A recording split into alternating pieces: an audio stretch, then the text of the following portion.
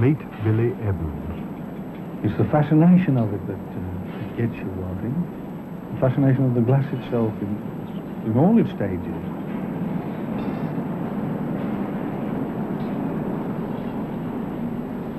Shadrach Westwood. It's just the look of it. I'll pick some foreign stuff up, but I don't think it will come up to the English. It's got that ring in it, the English, as you can tell it. When you eat it, it's got that little tinkle in it. Yeah. And it's very fascinating at times. Very.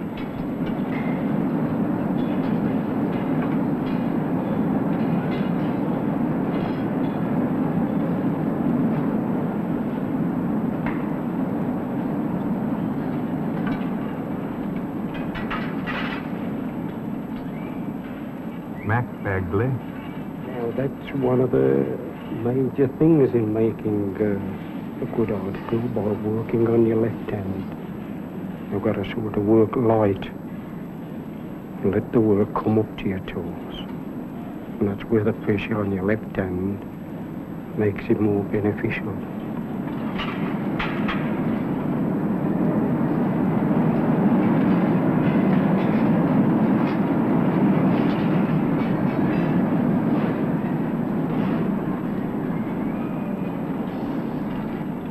And Albert Smith. You've got to have an efficient team. If you've got 4 visitors and no good job, you've had it just the same. If they aren't good enough, most of these chaps what work for me, I've learned them from lads, see, both of them. But you've got to have an efficient team. Sand, lead, potash, saltpeter, and borax. It doesn't seem possible it's going to come out as glass, but it does.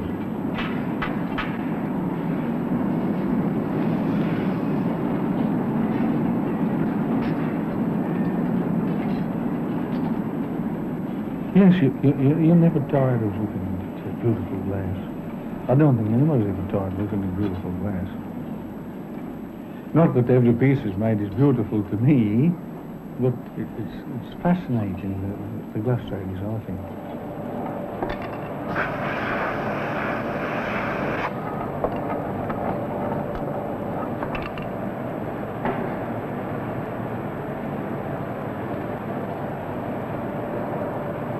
Doesn't look like a modern industry, does it? Well, no, it's about 300 years old.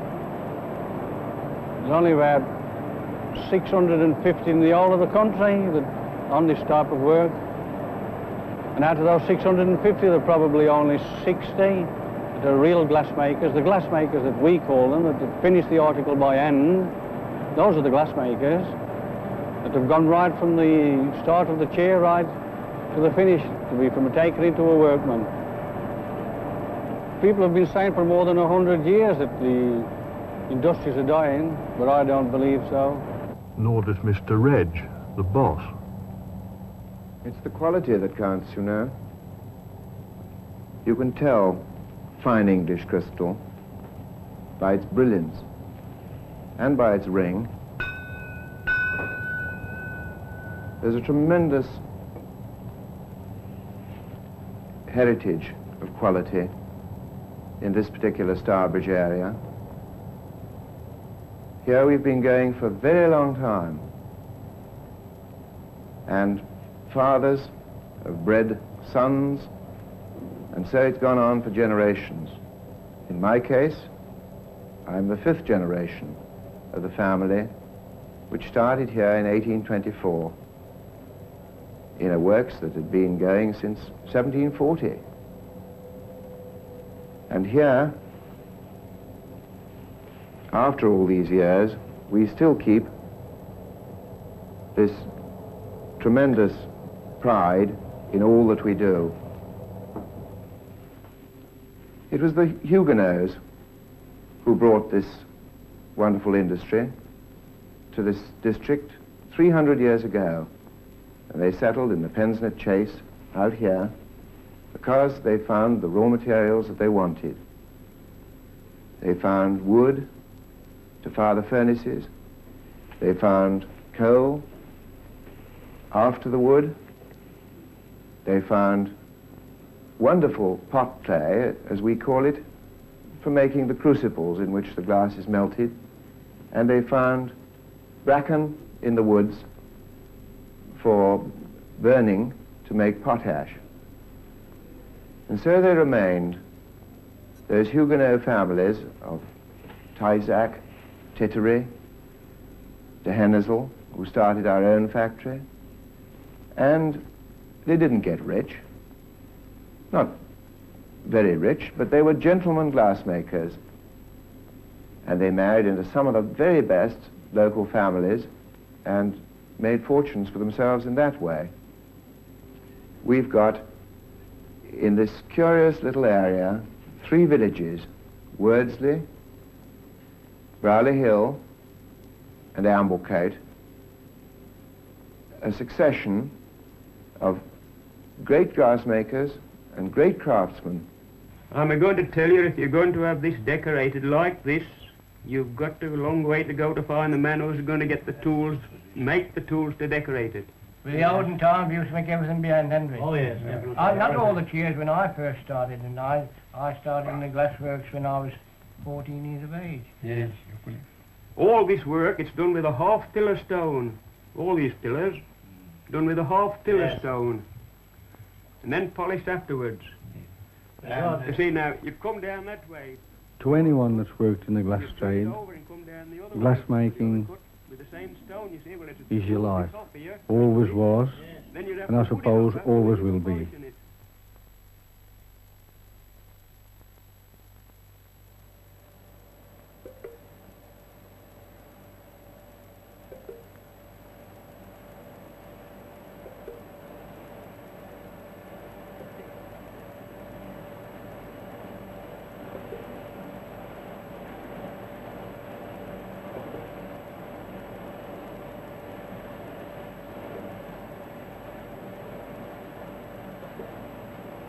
Jack Bate comes on at 4 to skin the pots ready for the glassmakers at 5:30. He's 64 and he used to be a glassmaker himself. Once you get into the glass trade, you start and you take an interest in it, you're always a glassmaker. And the further you try to get away from it, the further you get into it. That's my opinion about the glass trade. You never get away from it once you get it in your blood. Because I've tried. Many times I've said, I'll get away from it. No. Got to come back. I told Billy Evans that once. I said, I'll get out of it, but I'll come back. I said, further I get away from it, Bill, further I get into it. And that's all it is.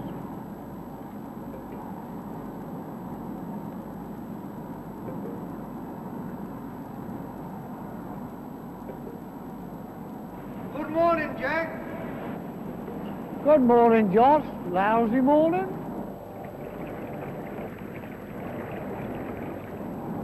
Good morning, lovely morning.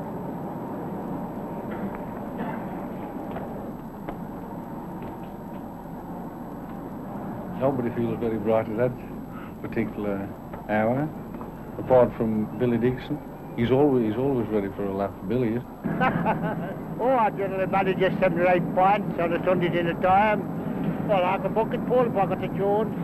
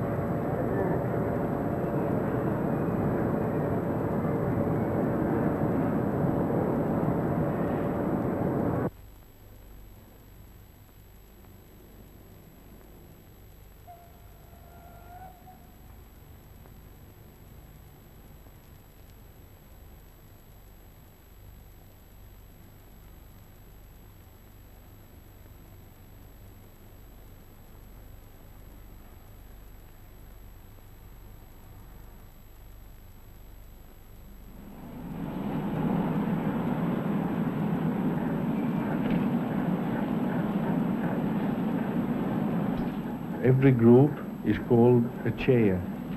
a new process shop, it composed of the servitor, the foot maker, the bit gatherer, and taker in. That's 4. He has 1 chair, that's for the servitor. The foot blower is the man to start the operation off, you see.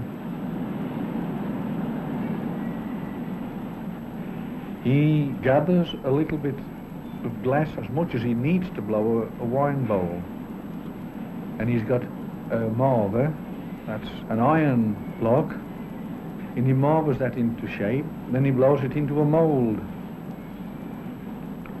Afterwards he gives that to this wine bowl, he gives it to the servitor.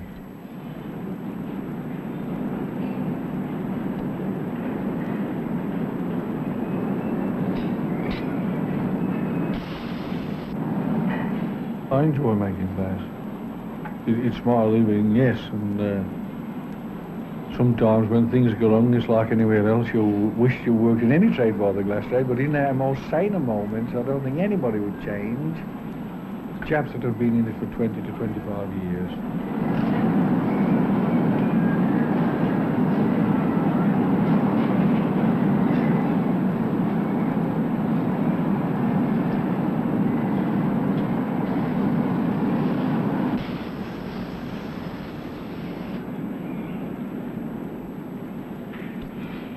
Probably it's a worrying trade in so much that 4 work in a team. It isn't like one man working on his own. A workman on a chair, he's got the worry of 4 men underneath him, you see. And some of the glassmakers are as temperamental as ballerinas.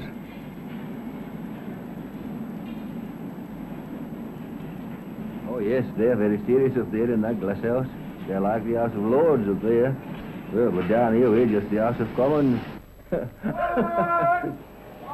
Walt, how did Steve get on the little pig last night?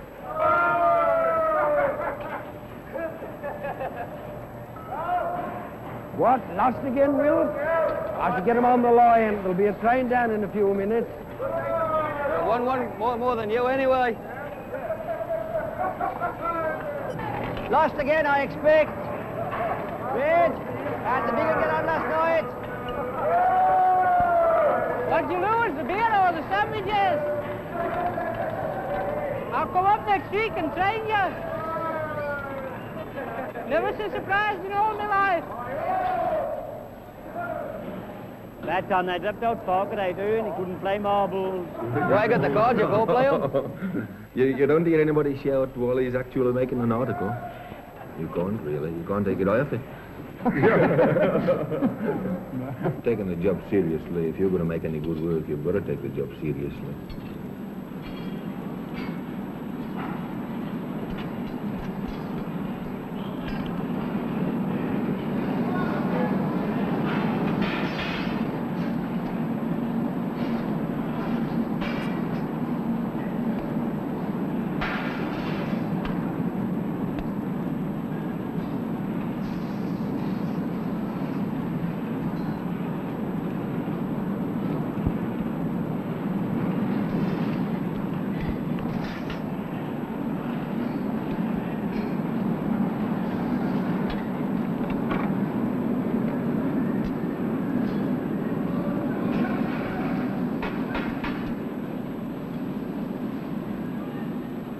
This is cased work, white or flint glass with a casing of blue.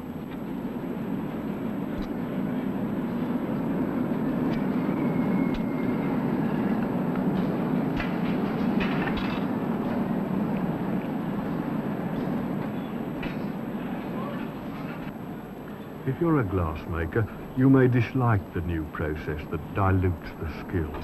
The teamwork of hand and eye is what really matters. People don't understand whether glass is handmade or whether it's new process. It's the price. Well, of course, it costs more to make an handmade glass than it does a new process glass. Some of the types of glass, which we can beat the foreign, on our handmade type of glass, we can beat them on that. On some types, we'll stick to the tradition. In my opinion, we try to copy the foreigner and let our own craft, the best part of our craft, slide away. You see, by trying to copy him. Because We only remember what we've seen 20 to 30 years ago, what we've seen made, and have been taught to make. We can follow on that tradition. But if we don't see it made, I mean, these young people don't see that finer work being produced, then they won't be able to follow it on.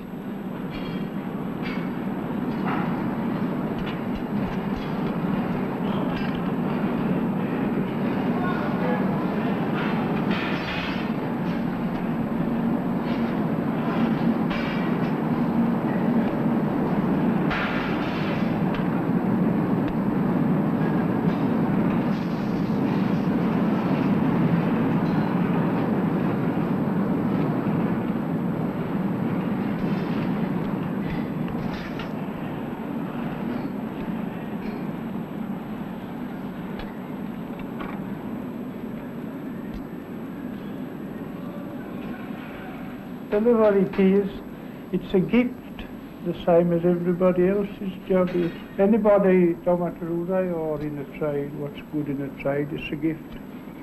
I mean, you could be in a trade all your life and learn, never be no good at nothing. You always learn as you get older, you keep picking things up. I was always studying glass, you know. No matter where I went, first thing I did, looked at glass, see what I could find. Glass man.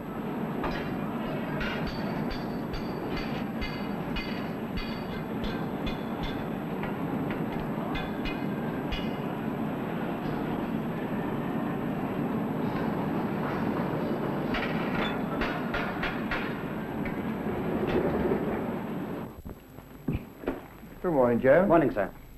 We've got an order in this morning for some of these air twist goblets again. Well, that's a bit of a nuisance. That chair's been disbanded now. Well, I do appreciate that, but we must do it. How are you going to do it? Well, mean taking Evans off his chair, Shady West off his chair, and making a chair up to make them at the normal working hours. Well, I know it's inconvenient, but we've got to look after the customer. Well, we better make the chair up this afternoon, Friday afternoon. All right. Get them made down. When shall I promise delivery? Next week.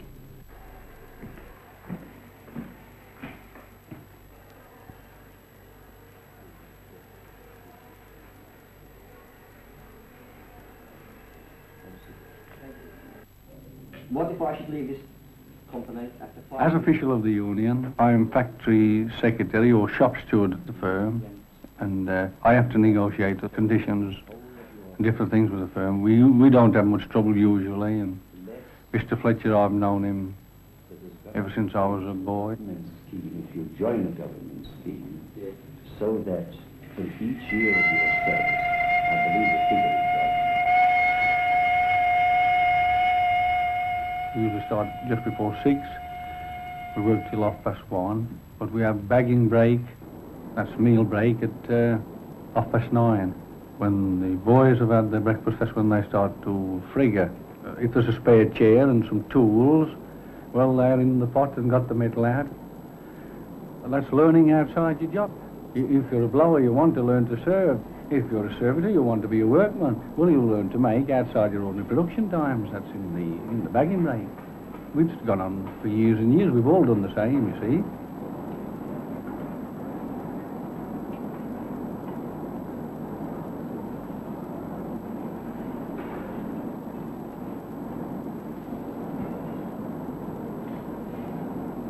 I agree with Friggin, providing the lads are doing something that's going to do them good.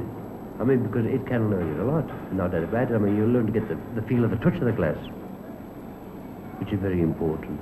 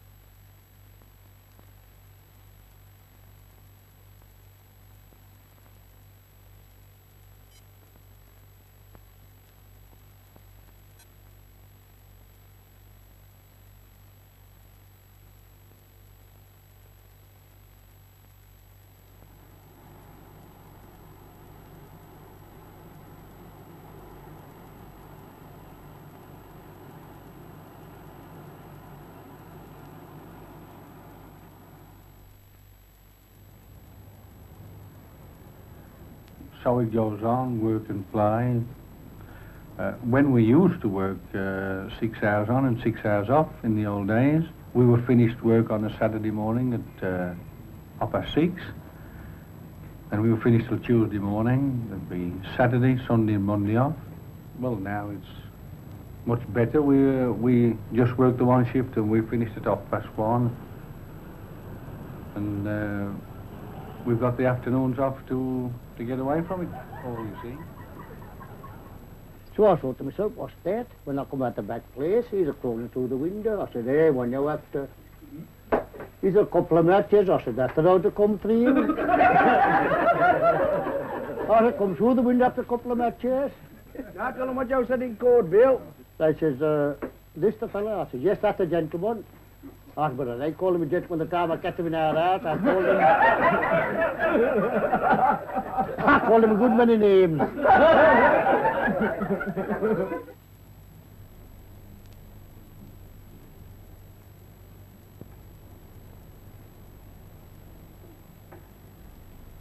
You can go into any place around here and you'll find there aren't many people who haven't actually worked in the glass trade.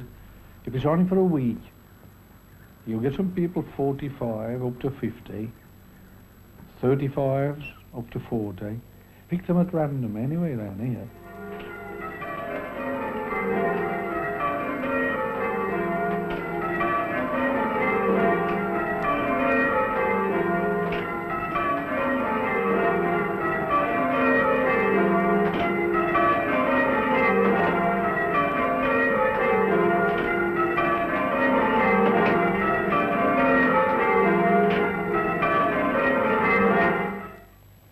Goblet in there. That's very good. This is only a 2-piece. Yes. Well, how do you get the leg? Oh, it's been drawn out of a piece. Been drawn out of the body, you see. Intact. Good little shape though, isn't it? Oh, it's beautiful. Yes. Very nice indeed. Very nicely fluted too. Yeah. Look at the top. Yeah. Well, that's very nice indeed, Billy, but what are... So on Friday afternoon, Billy Evans and Shadrach Westwood make up the chair for that special order of air twist glasses.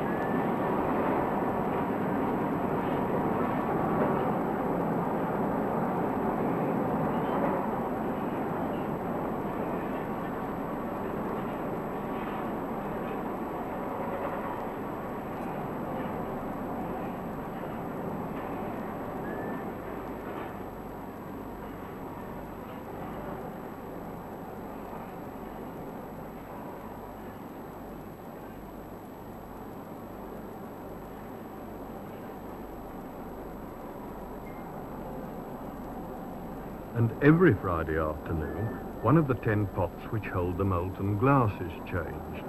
Here we go!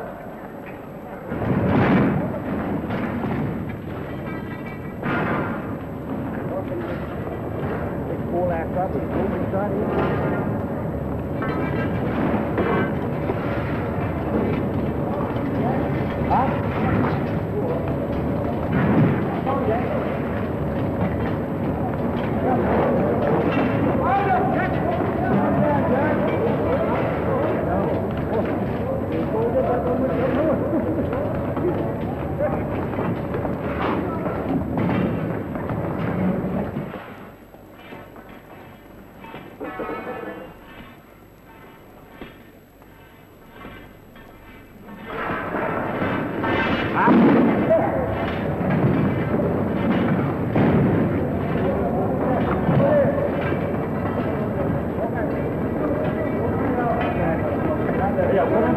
Yeah, put that thing down. Put that thing down.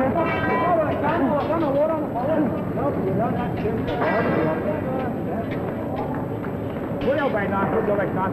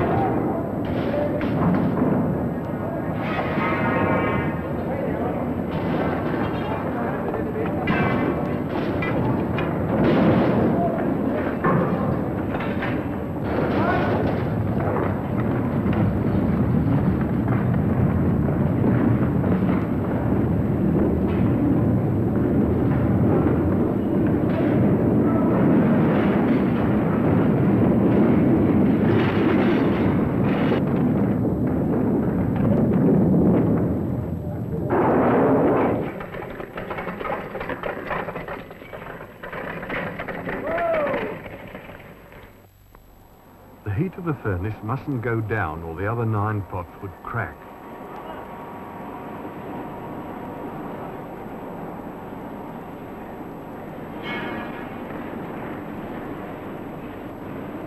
The new pot has to be white hot already.